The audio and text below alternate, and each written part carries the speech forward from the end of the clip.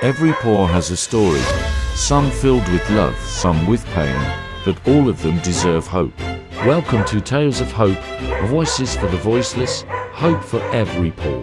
Here, we speak for those who can't, and together, we create hope, one paw at a time. I'll tell you what, I have two labs with me. One is a rescue. Yeah.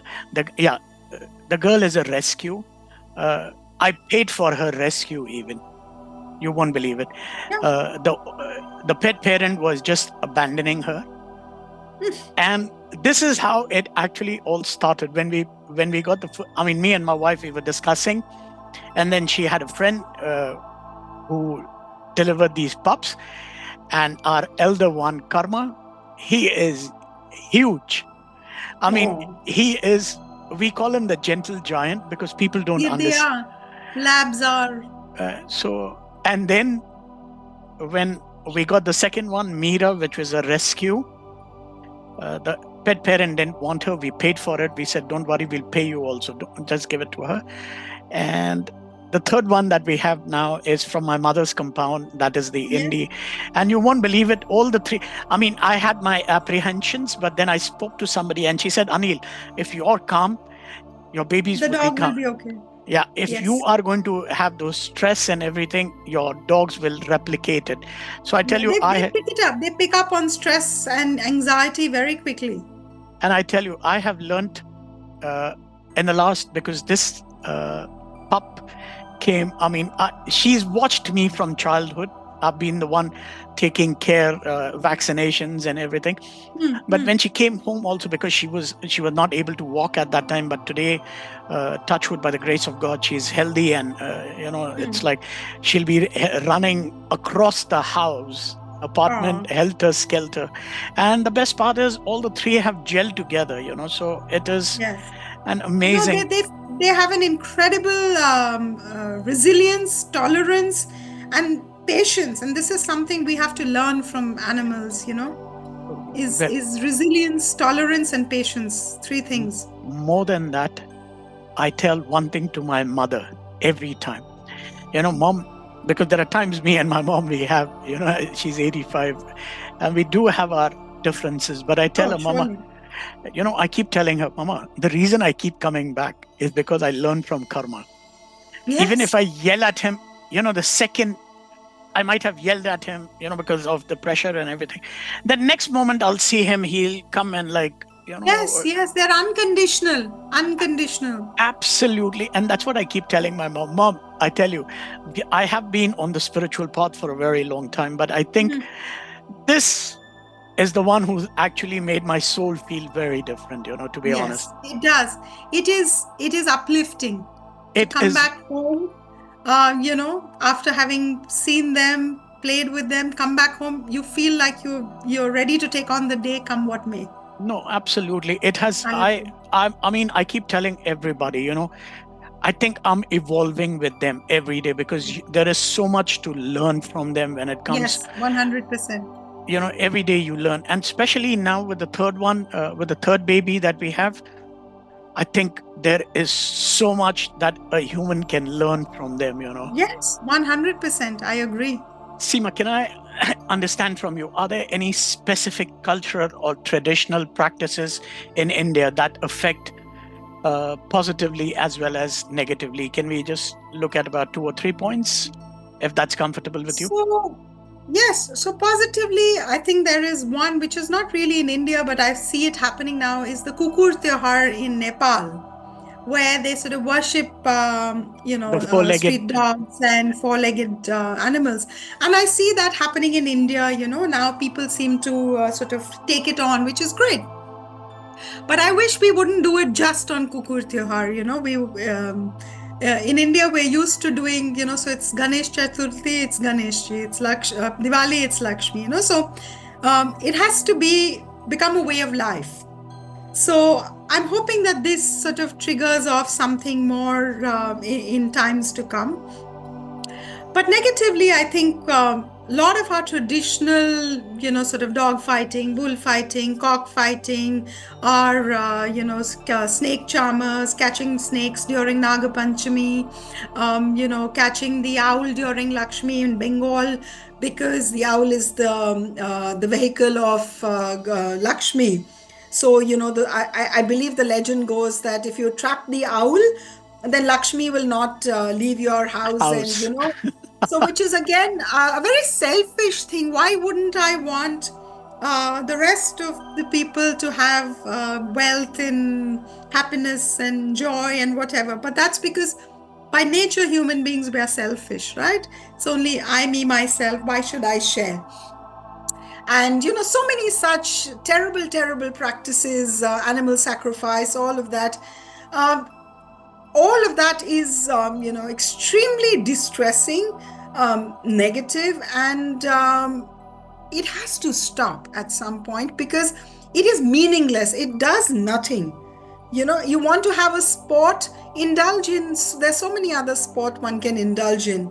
If trapping the owl in your house and cutting off its wings and then letting it die immediately after Diwali were to bring you wealth, we'd all be rich by now, but we aren't, right? So, but if you didn't do that, the divine will find a way to give you wealth if he or she so believes that you deserve it. So yeah, some of these practices are absolutely deplorable. In fact, I've been a meat eater all my life, and brought up as a meat eater, but when I was in Udaipur, we lived in a slightly rural sort of area within the, just on the outskirts of the city. And we had a lot of cows, and they all belonged to somebody. Cows are not stray. I believe that cows are not stray. They belong to somebody who either abandoned them or, let them loose in the morning only to find their way back home in the evening. So we had a bunch of cows that would come around our house, and we would collect our kitchen waste and put it out for them. And I had a lady who would come and give fodder for them every morning. She needed the business because she'd lost her husband, and she was trying to make her ends meet. And I said, okay, fine, the cows get some good food to eat. So, it works for both. And she diligently came every morning and put out the food. So once I start, and then, invariably the cow would have a problem in the hoof or something, and we would send them for treatment or treat on site or whatever. I just started realizing that these cows are like puppies, so they would follow you around. And one of the cows, I have this habit of naming every community animal I sort of come across. I name everyone, even though they have names given by their local carers, I name them because I just feel that they deserve to have an individual person, an individuality of their own. So one of these cows, Gopi, I called her, she would actually come and bang on our gate if there was no food on this big slab that I had put outside. And then we would say, oh God, there's no food to give her. So I would take a banana or some bread, and she doesn't like the banana much, but she loves bread. So a whole loaf of bread. We used to keep an extra loaf of bread in the house just because Madam Gopi may arrive at any time and demand. She would just knock on the gate and start bellowing, where's my food? Wow. And in the winter, she loved bread and gur. So we would give her bread and gur.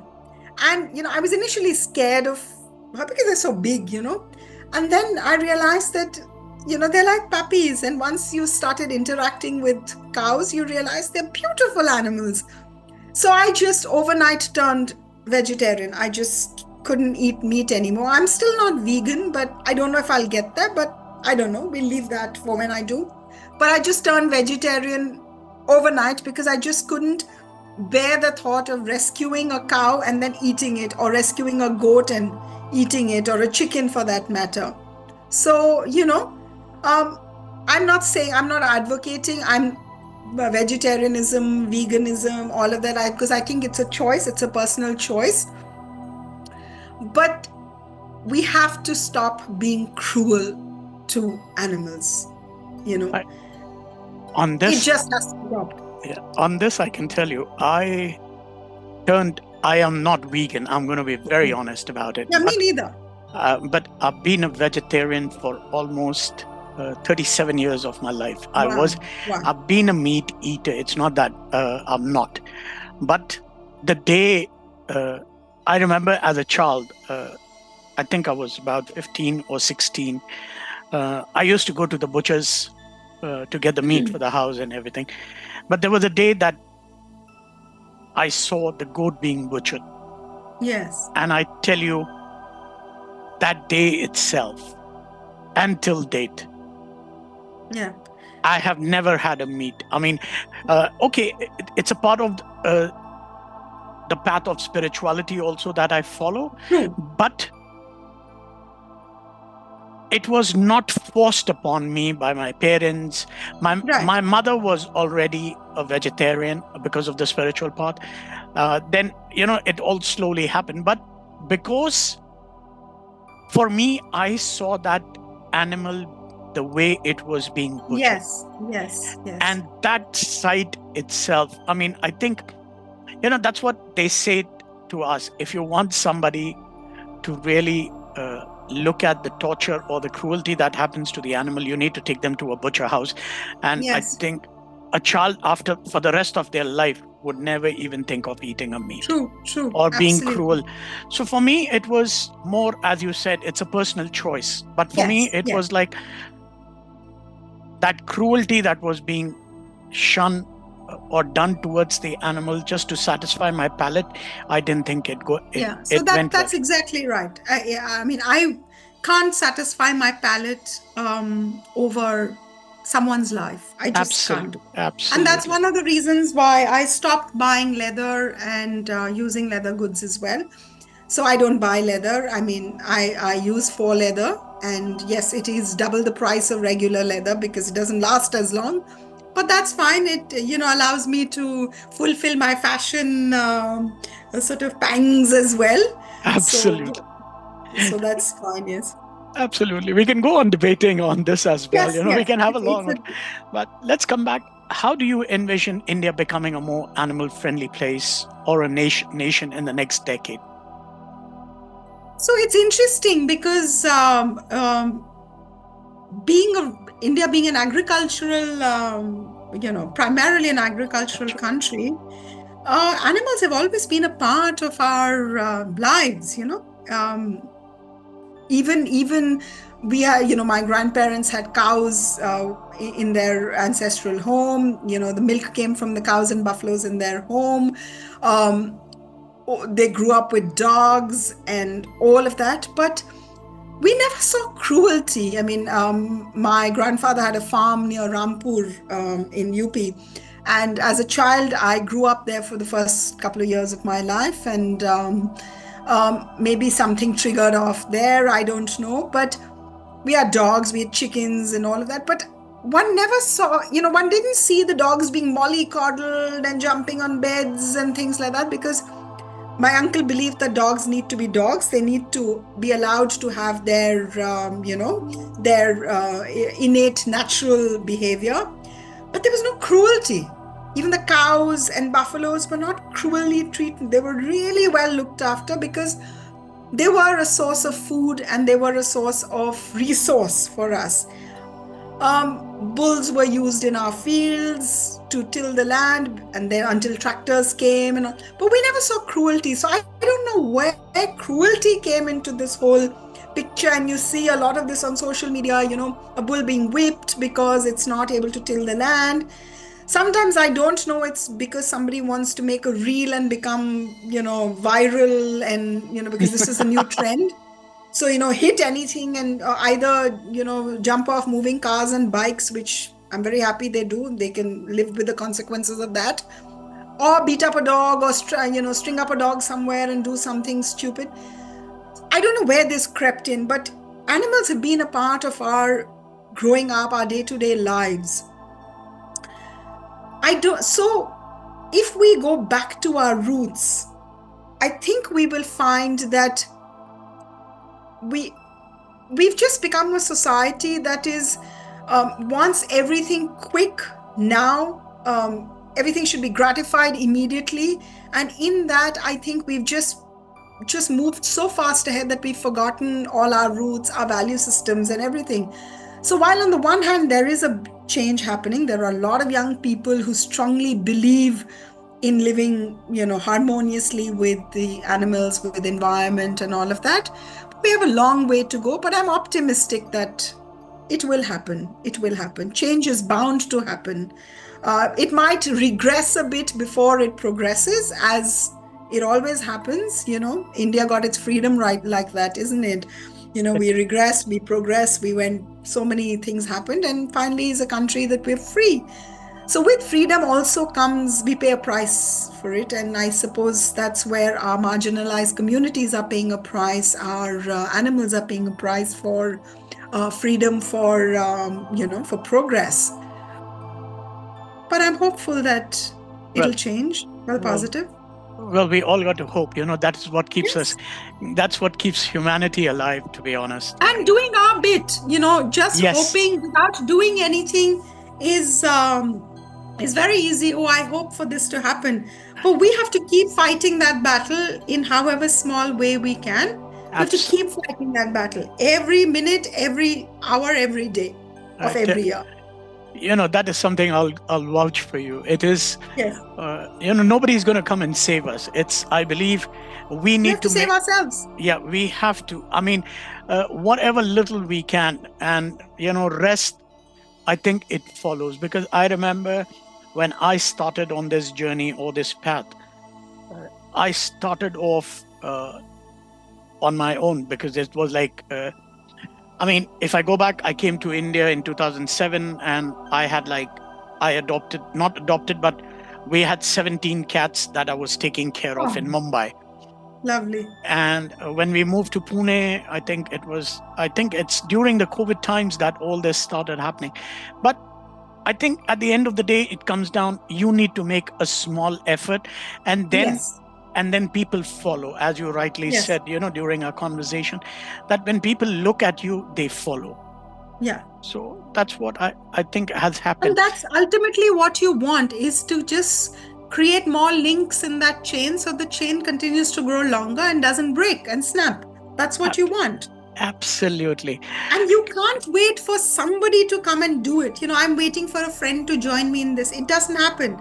You've got to start. If you believe it, just start it. That's it. Absolutely. Whatever it may be.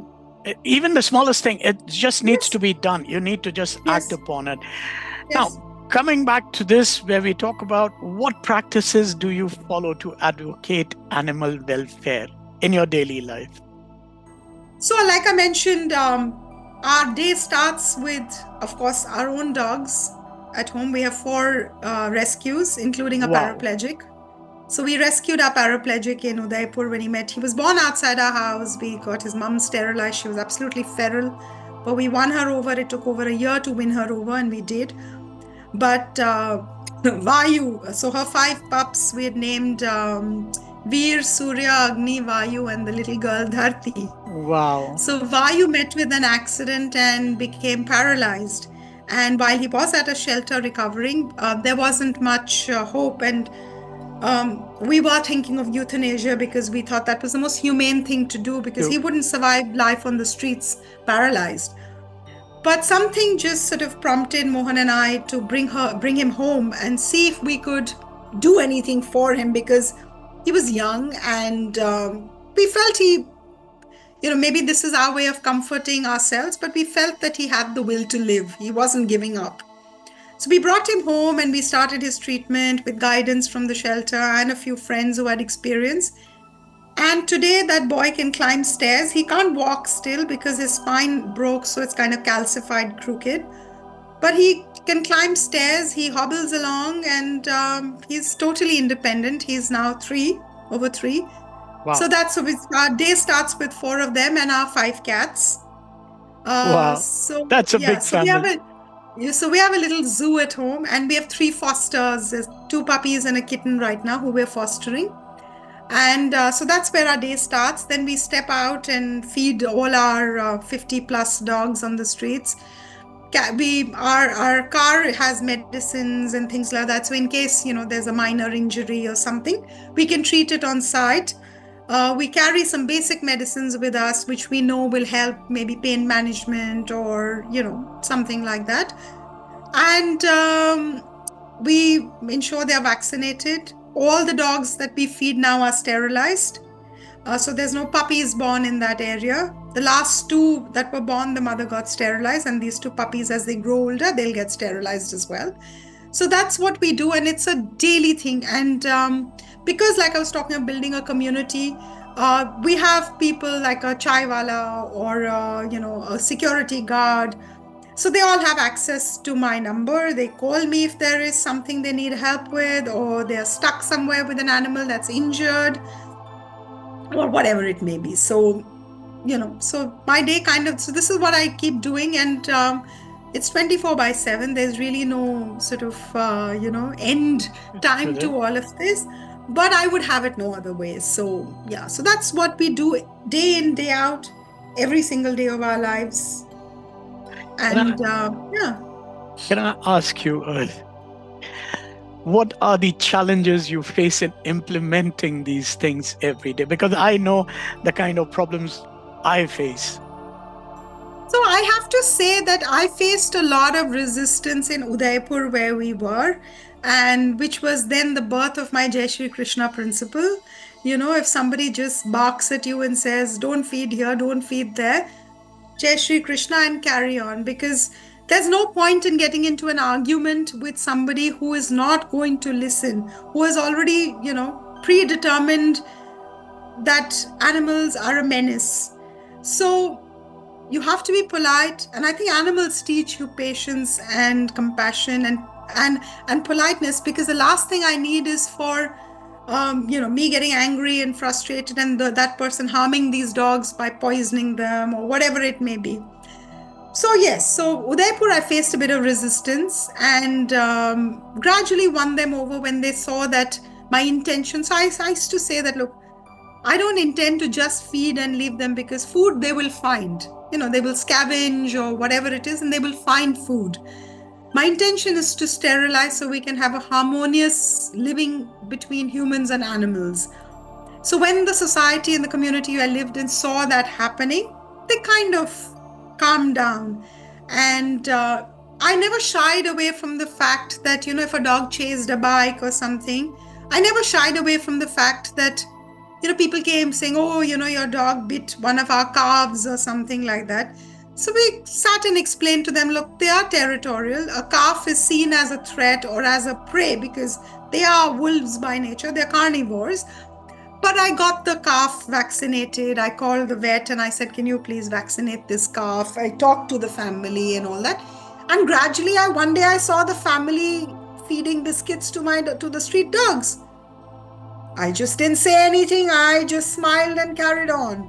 One of our community dogs bit a lady because I don't know what happened. She says she did nothing, but a child who witnessed that episode, I wasn't at home when it happened, said that the lady picked up a stone to hit the dog. So anyway, I can shy away, but I met the family and I said, look, I'm really sorry this happened. Is there something I can do for you? So they said, no, that dog should be killed and all. I said, look, it doesn't work that way. When you have a fight with your brother or your sister or your neighbor, do you go killing each other? You don't. So we have to learn to live. But I can assure you that the dog is vaccinated. I have the vaccination certificate. And is there anything I can do for you? So I went, go, meet up with the young girl, sit with her. She was a lady, actually. Sit with her. And gradually they warmed up and they realized that, I said, we don't know why the dog bit. But in their minds, they knew why the dog bit. I said, a dog will not bite unless provoked. So they said, no, we didn't do anything. I said, look, I'm not saying you did, but something must have triggered this off. Maybe the dog felt threatened in some way, because she's otherwise a very friendly dog, and look at her, playing with me. So she's a very friendly dog. So I think, so those are challenges, but I realized that there is no point in running away from something when it happens. You have to face it headlong, however hard it may be, however difficult it may be, because I believe that you have to make people see that you're trying to do something that's good. You're trying to strike a balance. And, sometimes things happen. And but in Calcutta, I have to say, where I live, by and large, is a lovely community of street vendors.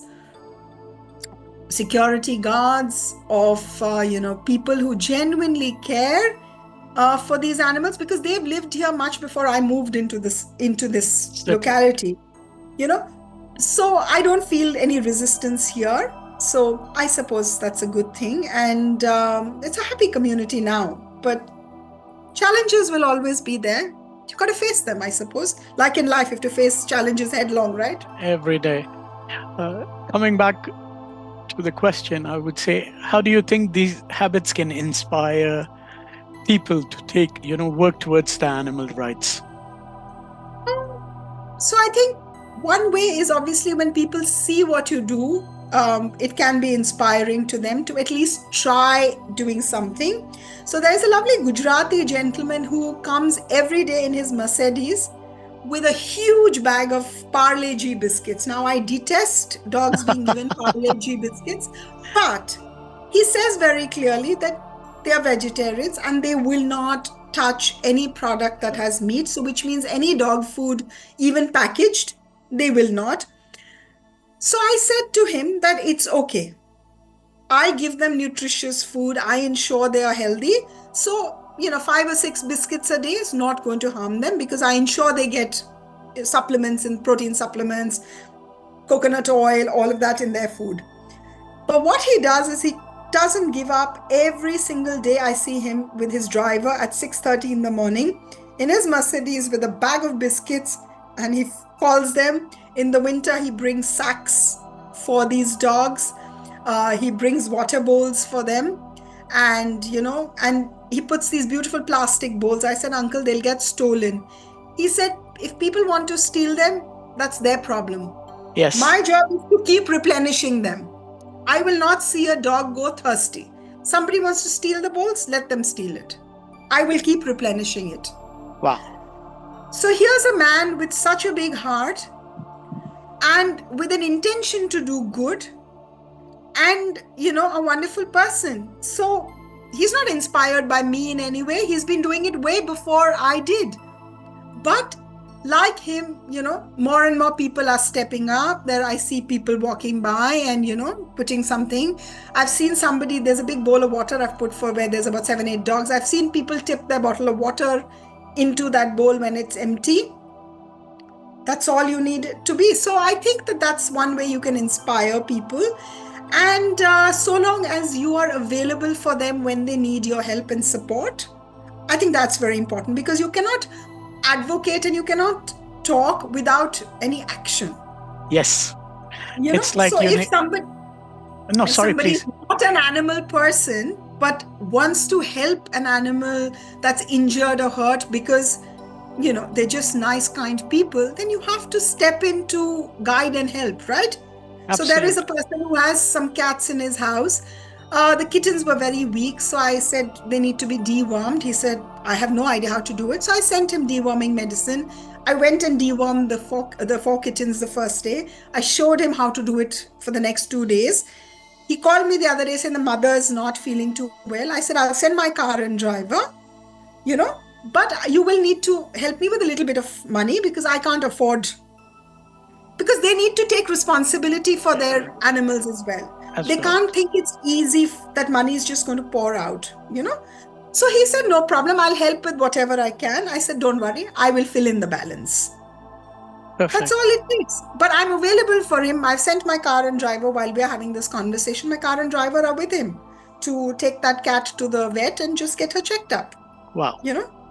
So you have to walk the talk, basically. That's what I say. And that's how you build this community and, keep working. All right. I'm going to come towards the end section of the podcast where I normally let the guest talk about a favorite project or funding, because we know we all have issues with funding. So I'm going to let you have your heart out here for the public, for our audiences. So my favorite project is sterilization of community animals, because I think that is one thing that can make such a huge difference in their lives, in their health, in bridging the sort of animal-human conflict. sick puppies dying of sickness, of accidents on the road. All of that can go away with just this one. And I find a lot of people saying that, it's expensive, sterilization in an NGO costs 2,500 rupees or 2,000 or whatever. And I keep telling them that I understand that not everybody can put in that kind of money. But imagine if you had 20 more mouths to feed. It would end up being the same thing. Treatment when a pup gets parvo or distemper, or a kitten gets, the parvo virus or something. Veterinary care in India is expensive. Very, very expensive. You and I know that with our own animals or with community animals that we may treat.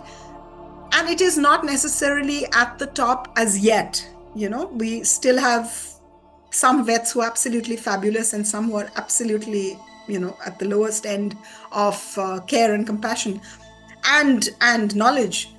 So I say that wouldn't you rather spend 2,500 rupees, get the mother sterilized so you don't have 6 other pups born? Who will have more and who will have more? And that situation will get overwhelming. So I guide youngsters and I say, do 1 a month if you can. Yes. And wherever I can help you with funds, I will help you. But put aside 500 rupees a month from whatever money you earn, your pocket money or whatever it is. Compromise on a few bags of chips if you have to. Put it aside. Before you know it, you will have money to do 2 or 3 dogs. And I will help you with the rest. We will raise funds on social media. We will ask an NGO to help and support. We will ask friends to support. So sterilization is my one project. And I have to say that Udaipur, I was like sterilizing dogs like, it was going out of fashion.